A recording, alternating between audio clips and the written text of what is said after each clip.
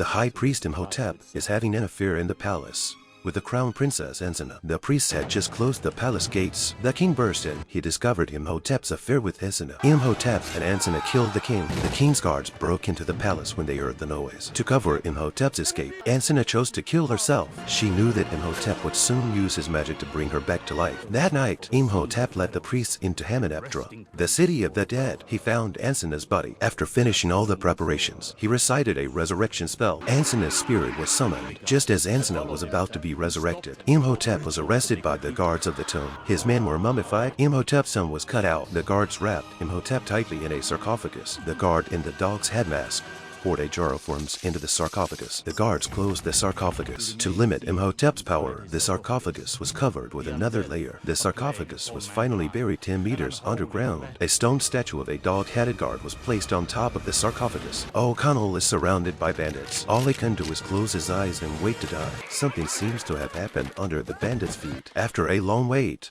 O'Connell opened his eyes, but strangely, the bandits had disappeared. What's going on here? Beneath the yellow sand lies Imhotep, the high priest of ancient Egypt. If Imhotep comes back to life, it would be a catastrophe for mankind. For thousands of years, many grave robbers have searched for the underground treasures of Hamunaptra. The man touched the gold beans on the wall. He quickly took one down with his dagger. The man thought he was going to be rich. In his excitement, he didn't notice that one of the beans fell to the ground. A strange worm came out of the bean. The bug's horn was very sharp. It pierced the man's shoe. By the time the man realized it, the bug had already entered his body. Down his thighs, the bug quickly reached his chest. The man tried to swat it away. The bugs were soon on his face. This bug feeds on human guts. The bug soon entered the man's brain. Losing his mind, the man rushed towards the wall. This is the end of most grave robbers. Evelyn inadvertently recited a resurrection spell. The mummy in the sarcophagus suddenly came back to life. Strange noises were heard in the sky. A swarm of locusts suddenly flew towards the crowd. People ran into the catacombs to hide. In the panic,